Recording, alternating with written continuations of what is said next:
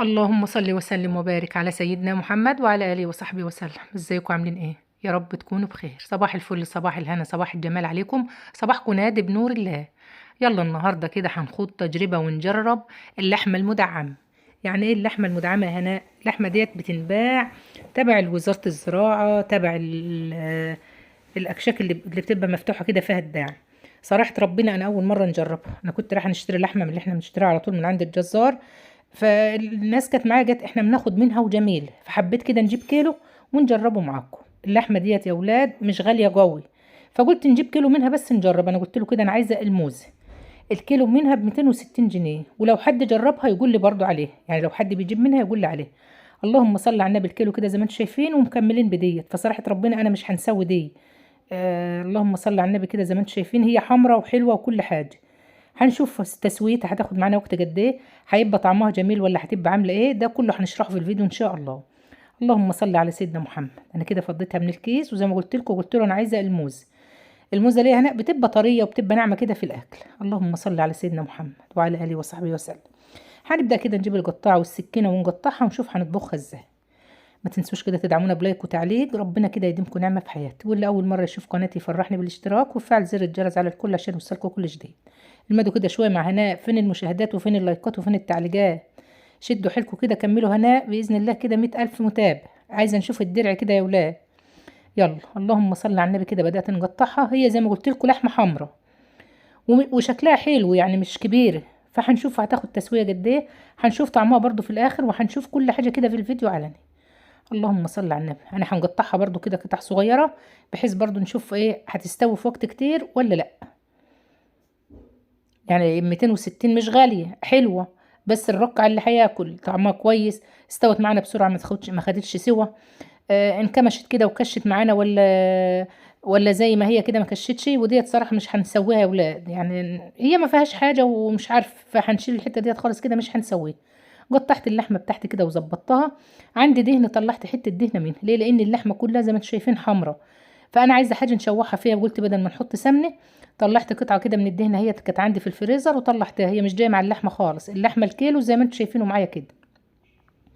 جبت حله حطيتها على النار، حطيت براد ميه جنبي يغلي عشان نزود بيه، وهنبدا نشوح اللحمه بتاعتنا.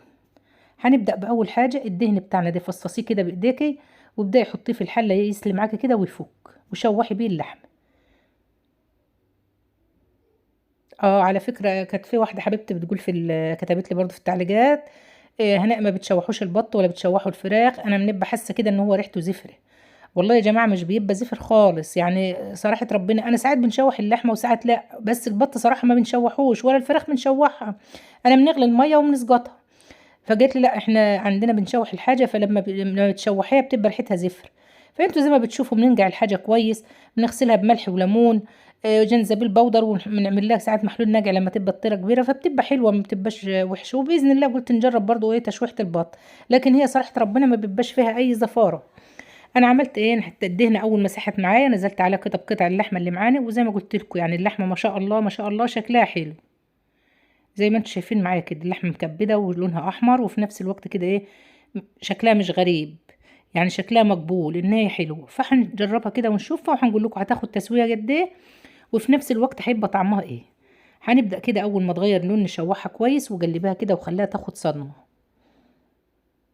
الصدمه ديت بتخلي قطعه اللحمه لما تحطها على حاجه سخنه بتحتفظ معاكي بالعصاره بتاعتها من جوه، تلاقي اللحمه طريه ومستويه وطريه، وفي نفس الوقت كده تلاقيها جوسي كده وطعمها جميل معاك. في اي لحمه عندك حتى لو كبيره وشوحتها هتبقى مية مية معاك. اللهم صل على سيدنا محمد. هنا بقى هنوطي النار. عندنا قرن فلفل كده هنبدا نقطعه عليه. هنحط لها برضو بصلايه لوري وحبهان فلفل اسود حب، كل التوابل اللي احنا بنحطها على اي حاجه حطيها عليها. هنقطع بس البصله هنا كويس وننعمها، مش هنسيبها سليمه زي ما بنسيبها في اللحمه العاديه. ليه؟ لان عايزاها تدي معايا طعم كويس. هنحط لها برضو كده فص من التوم. احنا هنعملها عادي خلاص ونتبلها بكل التوابل ونحط لها الاضافات اللي بنحطها، وهنشوف برضو طعمها. يلا كده ما تنسوش اخواتنا بتوع فلسطين في الدعاء، ربنا كده يرحم موتاهم ويشفي مرضاهم وينصرهم نصره كده يتعجب لها اهل الارض والسماء. ببركه الصلاه والسلام على رسول الله صلى الله عليه وسلم. بارك لكم كده في اولادكم واحفادكم، ويرزق كل مشتاق الذريه الصالحه، وترزق كل بنت بالزوج الصالح يا رب، وكل ولد بالزوج الصالح. وبارك لنا كده جميعا في اولادنا واحفادنا، واجعلهم سند لينا كده في الدنيا وفي الآخرة بإذن الله. هنا شوحنا وظبطنا، جبت 3 فصوص كده من الحبهان، هنفتح الحبهان كده عشان يدي طعم معايا. فتحهم كده وضيفيهم. لما بتفتحيه بيفرق معاكي في الطعم، بيطلع الريحة اللي فيه وطلع الطعم اللي فيه في الحاجة اللي انت بتعمليه. كم ورقة كده من اللوري، على 3 4 حبات من الفلفل الاسود. الشوربة كده زودها فلفل اسود حب، بتختلف معاك تماما في الطعم وفي اللون. انا مش هنضيف ده كله، خلي بالكم البرطمان اللي جالب في ايدي، لكن ده كده كتير. حطيت حوالي 5 6 حبات، وهنبدأ نقلب كويس. وجزرية كده كمان قطعيها. البوكيه الجرنيل اللي احنا بنعمله في اي لحوم او اي فراخ. عندي طماطمية كده هنفتحها كمان ونحطها عليهم، وكده يبقى الدنيا مظبوطة معانا ومية مية. احنا كده عملنا اللي علينا. عايزين اللحمة بقى تعمل اللي عليها. تعمل اللي عليها ازاي؟ تدينا طعم حلو، عشان ال 260 جنيه دول ما يروحوش على الارض، ما يروحوش هدر يعني بمعنى اصح. عندي بقى ميه مغليه هنزودها، وهنحط البراد يغلي تاني ونزوده تاني. عايزين نملى الحله عليها ميه. وصراحه ربنا يا ولاد هي ما طلعتش ريم خالص، هتشوفوها برضو معايا دلوقتي. زودت الشوربه وظبطت الدنيا. ما طلعتش اي ريم معايا، الشوربه بتاعتها كانت صافيه. وفي نفس الوقت ما عملتش ايه لا ريم ولا اي حاجه. هنغطي عليها على ما الحله تغلي، يكون البراد اللي انا حطاه كمان غلي، ونزود بيه. اللهم صل على سيدنا محمد. اللهم صل على النبي. كده زي ما انتم شايفين اهيت كان فات قد ايه يا ولاد دلوقتي؟ كان عدى معايا كده ساعة. في الوقت اللي انا بنعمل فيه ده كان عدى معايا ساعة. حبيت برضو نشوف لون الشوربة. اللهم صل على النبي. كده نشوف عملت ريم ولا ايه، نشيله. غطيت عليها كده وسبتها تاني. هنسيبها كمان ربع ساعة ونرجع نشوف التسوية بتاعتها. انا هنا مرضتش نشوف استوت ولا ما استوتش. ليه؟ لانها برضو مستحيل تستوي في ساعة. فاستنيت بعد الساعة كده كمان ربع، وقلت لا هنبدأ نشوف جاوبت ولا لسه شدة. كشت معايا حجمها زي ما هو. فلقيت صراحة ربنا الحجم يا ولاد زي ما هو، القطعة بقطعتها اهي. القطعة زي ما انا حطاها سايباها يعني ما ايه. في لحمة كده لما بتسويها بتحس انها ايه، كشت معاك. وصراحة ربنا لقيتها جاوبت خالص، يعني بدأت كده تستوي معايا. وده كان ساعة وربع بالظبط. قلت برضو لازم نقول لكم، شايفين حتى تغرزي فيها الشوكة كده تستوي. ومش هينفع هنا تعالى ناخدها على الرخامة. الشوكة برضو مهما كان ما تحسسكيش بالسوى، بس كويس ان الشوكة بتنفت فيه. هنبدأ كده اهوت نشوفها ونفصصها كده من بعضها اهيت. اللهم صل على النبي. خلاص هي كده ما شاء الله مستوية اهي. شوف برضو القطعة ديت الموزة، وفي حتة تانية اهيت كان مطبب بيه. هي صراحة ربنا مستوية يا بنات اهي. يعني هي كده الحمد لله، ولونها كده جميل وزي الفل زي ما انتم شايفين معايا. هنبدأ نعمل ايه؟ هنزود لها كده شوية من الملح ونظبط الدنيا ديت. برضو حبيت نشوفها كده بسناني.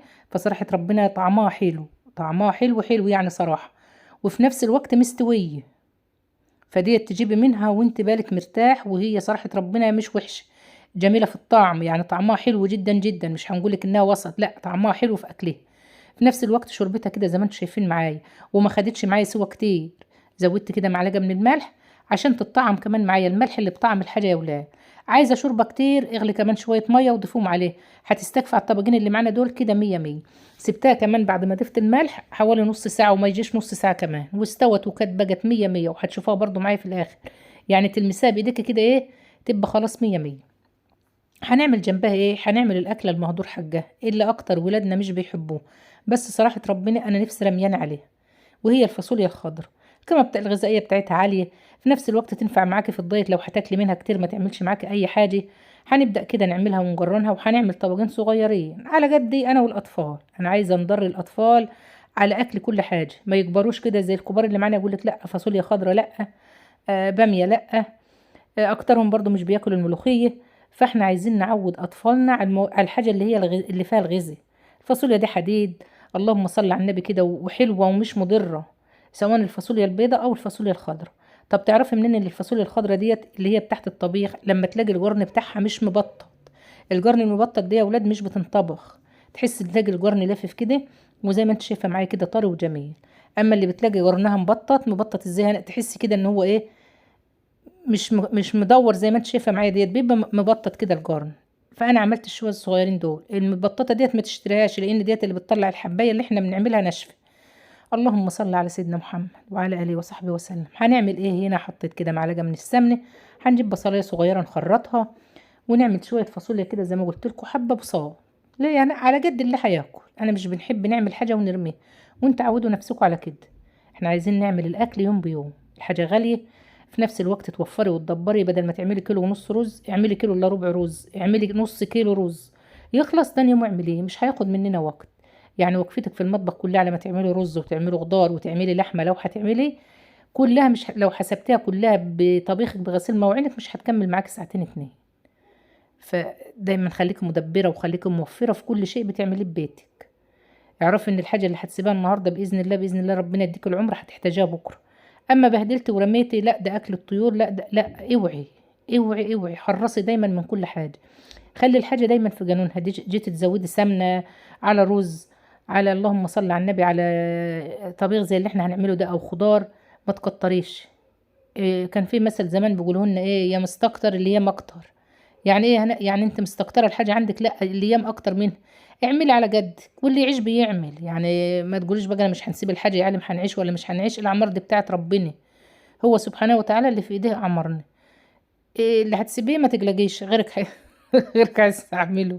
ربنا كده يديكوا الصحه والعافيه، انا بنهزر معاكم وتفكروني متكلم بجد. تعيشوا كده وتاكلوا وتتهنوا وتنبسطوا، بس برضه حذروا في استخدام كل حاجه وما تفرطوش فيها. حطيت البصليه كده على معلقتين السمنه، وهنبدأ نعمل ايه يا ولاد. هنجيب فص توم نقطعه، وزي ما بقول لكم على طول خضار يبقى توم، فاصوليا، بسله، باميه، ملوخيه، التوم فيها بيبقى جميل. فصين اتنين كده مع التشويحه، وابدأي زوديه. والله ابويا الله يرحمه كان يخلينا بعد ما تستوي نعمل فص توم طشه زي بتاعت الباميه كده ونطشه عليها، او زي بتاعت الملوخيه ونطشه على الفاصوليا سواء بيضه او سواء خضره، كان بيطعمها وخلاها زي الفل. فانا هنحط كده فصين توم في التشويحه، ونبدأ ندي البصلة يدوب لون هادي كده، وننزل بالطماطم. عندك طماطم ماشي، عندك صلصة كده طلعي منها وسوي، خلي الدنيا كده سهلة عليك. شوحي كده لحد ما ريحة التومة تطلع معاك. كان عندنا كيس صلصة كده في الفريزر، طلعته حطيته كده في الميكرويف يفك حبة، وهنزود منه. وهنا مش هنكتر صلصة، ليه يعني؟ لان شوية الفاصوليا اصلا صغيرين، انا عايزة نعمل طبقين، طبق كده على قدي. وانتوا عارفين الاطفال بتحب اما يبقى عندك اطفال حط لهم طبيخ اكليهم، ما تنكش ربطهم على حاجات الدكان، لا اعملي. والله لو ما هتطبخي للكبار اطبخي لهم هم. انت عارفه لو عملت طبق رز صغير كده، حطيت نص كوبايه رز على حته بصله صغيره وفص توم وزودتهم معلقه صلصه وعود خضار، وعملت لهم شويه رز كده من بتوع خلطه المحشي، هياكلوهم وهيبقوا مبسوطين بيهم، وهيغذوهم عن الحاجات اللي بتشتروها من بره، سواء جرس سواء لانشونات سواء الحاجات اللي هي مصنعه، والحاجات اللي هم بيحبوها بس في نفس الوقت بتبقى غلط عليهم. فاللي عندها اطفال تعودهم دايما على اكل البيت، يكبروا ما يغلبوناش، يبقوا كده ما شاء الله ياكلوا. فانت اعملي كده. يعني انا بنعمل ماء احفادي على اخر، لكن من ناحيه البنات يمكن مش عايزين في حاجه يحطوا، ما فيش يشتروا بسكوتات نايتي كراتيهات، فده كله غلط يا ولاد. فاعملي حسابك في اكل ولادك يكون صحي، ونعودتهم على الاكل الصحي طول عمرهم هيعيشوا عليه. حطيت ملح وفلفل اسود وحبه بساط كده من الكمون، وهنسيب الخلطه بتاعتنا دي تغلي غلوه، وانا حطيت لها كوبايه ميه زي ما انتم شايفين معايا، وهننزل كده بالفاصوليا. هي كده خلاص كانت غلت، هنبدأ ننزل بالفاصوليا بتاعتنا عليها. شوحي كده تشويحة والتانية، وزوديها برضو، عايزة تزودي شوربة زودي، عايزة تزودي مية زودي، ايه اللي موجود عندك زودي بيه. هنقلب بس تشرب الصلصة وبعد كده نزود.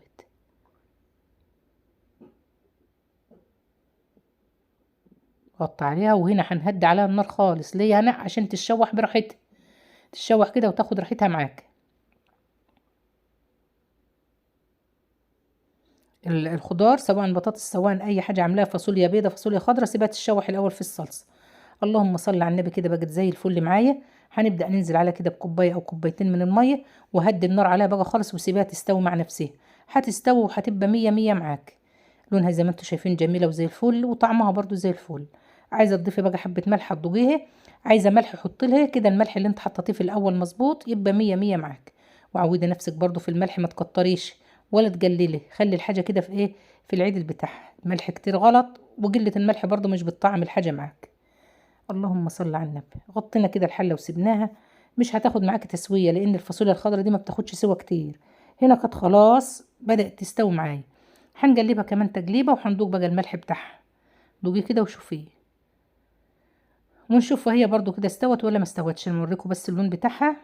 هنبدا ناخد قطعه كده وحبه شوربه نشوفها مستويه ولا عايزه لسه سوا، ونشوف طعمها برضو في نفس الوقت.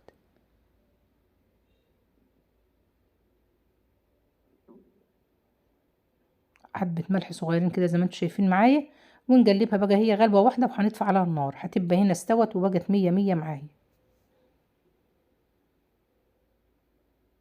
كده، مية مية. طبعا خضار ولحمة لازم رز. هنعمل رز ايه النهاردة؟ هنعمل برام رز معمر يا ولاد زي الكتاب ما قال. انا بقيت نصغر الحاجات زي ما انتوا شايفين، طول ما عنديش شغل ما بنكترش. طب ده بيكفيكوا يا هناء؟ والله العظيم بيكفينا غدا ويفيض منه كمان. اللهم صل على النبي. انا عملت البرام نص رز ونص فاضي، غسلته كويس، حطيت عليه معلقه من الملح، وضفت كده ايه ديت قشطه من وش اللبن. زي ما انا عم بقول لكم على طول بنجيب اللبن نغليه، نحطه كده على رف التلاجة يبات، نبدا نشيل منه ايه الوش بتاعه كده. نغلي كوبايه للعيال برضو الصغيرين ما يبقاش دسم عليهم، احنا نشرب برضو يبقى ايه ما شاء الله كده زي الفل. حطيت كده معلقتين من القشطه، معلقتين كده من السمنه البلدي، وهنبدا نقلب المكونات كلها مع بعضها. قلبي كده وادمجي الرز مع الملح مع المكونات اللي احنا ضايفينها واللبن بتاعنا والميه، ونبدا نزود. وقبل ما نغسل الرز بتاعنا عاملين ايه زي ما احنا متعودين على طول؟ مولعين الفرن بتاعنا. ولعي الفرن كده وظبطيه. اللهم صل على سيدنا محمد. وحط البرام ده على النار، على النار تكون حاميه عشان يجاوب معاك بسرعه ويغلي معاك بسرعه. هنقول لك برضو تظبطي نارك ازاي، ولو هتعملي في فرن البوتاجاز تعمليه ازاي. وبرضو لو هتعملي في فرن البوتاجاز تكوني مولعه البوتاجاز قبل ما تغسلي الرز. ليه؟ عشان برضو يحمى معاك. انا زودت كده الحليب زي ما انتم شايفين، وهنبدا نزود ميه، 3/4 ميه، 3/4 حليب وربع ميه. طيب مش هتعرفي تعايري بايديكي زي ما انا بنعاير، هتحطي كوبايتين اتنين من الرز، كوبايه ونص حليب ونص كوبايه ميه ومعلقه كمان، هيستوي معاك ويبقى ما شاء الله عليه. هندخل كده على الفرن. انا هنا كنت من رحت فين؟ كنت بنجيب الميه، وزودي الميه كده وقلبي برضو، دخلي كله كده مع بعضه، وشيل الرز بتاعك كده على الفرن على طول. رز في البرام بيبقى طعمه جميل صراحة. فأنا لما بيبقى حاجة بسيطة من علب بإذن الله عايزة نشتري برام كبير، يكون بياخد كيلو ونص كده ولا حاجة، لكن ده يعني كيلو إلا شوية، ده بياخد كيلو إلا شوية معايا. الفرن طبعا زي ما احنا متعودين، بدل حاطين الزبدة وحاطين القشطة مع الرز، هنهدي النار خالص من فوق، عشان لما يبقى فيه الإدام وشه بياخد لون معاك بسرعة، بيحمر بسرعة. فاحنا هنا عايزين نعمل ايه؟ هنهدي النار من فوق، ومعليين النار من تحت. النار من تحت عالية، أعلى من الوسط بشوية كمان، يغلي معاك الرز بسرعة، ما ياخدش وقت معاك كتير في التسوية. برام او صينية واحدة ظبطها كده في نص الفرن، تبقى واخدة الحرارة كلها، تستوي معاك بسرعة، وفي نفس الوقت ما تاخدش نار كتير. بنهدي الشوارج ليه؟ يعني عشان احنا زي ما انتم شايفين كده بنقفل باب الفرن على الحاجة، نحط العود، الفرن كده يبقى موارب، يسخن معاك بسرعة والحاجة تغلي معاك بسرعة. اللهم صل على النبي. ما عداش ربع ساعة بقى بالشكل اللي انتم شايفينه معايا، بدأ يغلي، وغليان بسيط برضه. النار زي ما هي، اول ما يعلى شويه معايا في الغليان وتحسي كده ان هو بقى يبقبق معاكي، هتهدي النار بتاعتك من تحت. طيب بالنسبه لفرن البوتاجاز يا هناء، الناس اللي على طول اللي بتقولي يا هناء احنا فرننا بولع شوايه لوحده وارضيه لوحده، هتحط البرام او الصينيه تحت الشوايه. اول ما تاخد لون معاكي ويبقى لونها حلو، اطفي الشوايه وولعي من تحت، وبعدين حط الرز تحت، هيبدأ يغلي معاك ويبقى شكله جميل، وبسم الله ما شاء الله يطلع برضو احلى من اللي احنا بنعمله في الفرن الكبير. هتولعي كده النار من تحت وتعلي لحد ما يغلي. اول ما يغلي هتهدي عليه النار زي ما احنا بنعمل هنا بالظبط، هيتني لونه جميل معاك وزي الفل. وده عن تجربة ناس عندهم شواية بس لوحدها وفرن لوحده. اللهم صل على النبي. الرز ختم معايا وبقى جميل وزي الفل، وهنا انا كنت وطيت النار خالص. ابدأي بقى كده طلعي الرز بتاعك، واكلك طبعا الفاصوليا ما شاء الله مسخنينها، بتاع اللحمة مسخنينها، والدنيا كلها زي الفل. وشوفوا بقى وش الرز المعمر يا ولاد، يا ما شاء الله على الجمال. شايفين؟ والله صراحة ربنا برام برام يعني. حلاوة طعمه مع ريحة البرام كده وريحة السمنة والزبدة فيه، وما شاء الله كده. والشوربة بتاعتنا هي بسم الله ما شاء الله عليها. يلا كده نطلع اللحمة بتاعتنا دقيقتين. طلعت كده الشوربة هي زي ما انتم شايفين، وشايفين بقى جمال اللحم. صراحة ربنا تستاهل التجربة، اللي ما جربهاش يجربها، واللي جربها يكتب لنا في التعليقات. اللهم صل على النبي عليه كده زي الفل. ونغرب بقى طبقين شوربة مع طبقين فاصوليا، والدنيا كده تبقى زي الفل. وشوفوا اللي هيحصل بقى مع هناء، ان الله لا يخلف الميعاد. والله عايزه ينبدر شويه يا نأخر شويه. اهو قطع. اهو نقول لكم النور قطع، النور قطع، هو قطع، هنعمل ايه؟ انا بقى منوراه. ايه رأيكم منوراه ولا مش منوراه؟ قرفنا كده الفاصوليا، والرز كده زي ما هو في البرام هنغرفه برضو في اطباق. فتحت الشباك كده نور برضو شويه عن الاول اهوت، ويلا ندوق كده الشوربه بتاعتنا نشوفها عامله ايه يا ولاد. صراحه ربنا والله العظيم حلوه، انا كنت لسه دوقاني فيه. واللحمه بصوا استوت وانهرت، مستويه ومية مية وزي الفل. فجربوها وما تندموش. اللي يخليك تروح تجيبوا كيلو لحمه ب 400 جنيه، حط كمان 120 وهات 2 كيلو لحمه. افرمي كيلو لو عايزه تفرميه، اعملي كيلو كده زي ما احنا عاملين، او في بسله او في اي حاجه، هتلاقي الدنيا ماشيه معاك وزي الفل. الرز بتاعنا بقى مش عايز تجربه، هو صلاحة ربنا ما شاء الله عليه. يا رب كده اللي وصل معانا هنا لحد دلوقتي بنشكره من كل قلب. حبايبي واخواتي ربنا يديمكم نعمه في حياتي. ويا رب يا رب كده اللي وصل معايا هنا يحج بيت ربنا، يا رب كده تحج بيت ربنا اللي توصل للفيديو للاخر كده مع هنا. يلا يستودعكم الله. وده كان شكل الاكل من القريب، وده شكل على الطاوليه. يلا نشوف كده وشكوا على خير، والسلام عليكم ورحمه الله وبركاته.